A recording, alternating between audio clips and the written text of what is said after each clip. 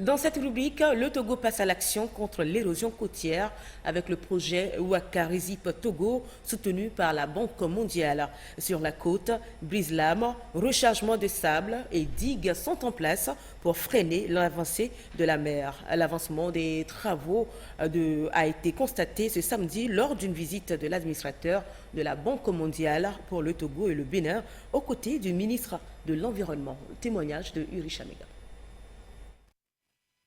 Le long du tronçon à Goudrafo-Anero se dessine la beauté des côtes togolaises.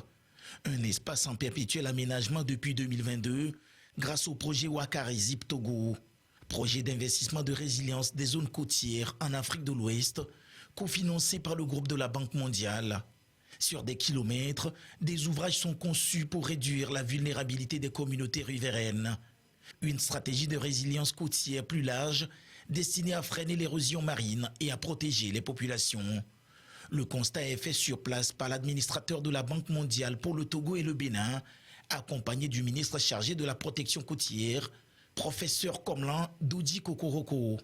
Ici, un aperçu global lui est donné sur les différentes réalisations qui restent jusqu'alors une solution au changement climatique. Il y a un comblement qui a été fait pour créer de la plage à la communauté.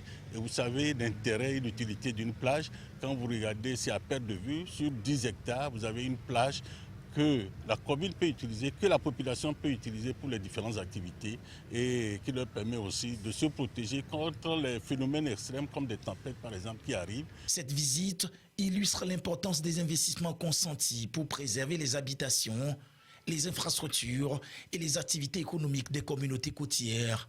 Elle confirme aussi la volonté du gouvernement togolais et des partenaires à consolider durablement la défense du littoral togolais face aux menaces climatiques. Les effets du changement climatique aujourd'hui avec l'érosion, et ceci est une opportunité de lutter contre cette érosion.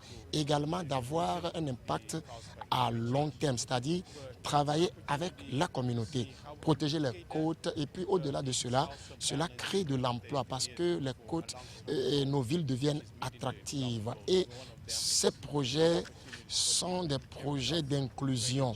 Parce qu'avec le partage de connaissances que nous avons vu ailleurs, nous mettons cela en œuvre ici. Pas seulement l'argent que nous donnons, mais nous partageons l'expérience. Alors, je suis très content de voir déjà les retombées de ce projet avec la communauté, la protection des côtes et puis la manière dont les plages sont aménagées pour accueillir des activités des activités sportives, également des restaurants qui sont mis en place. Ces aménagements sur près de 20 km stabilisent les plages, limitent les inondations et réduisent la pression sur les quartiers riverains, rendant certains secteurs plus adaptés à l'aménagement urbain et touristique.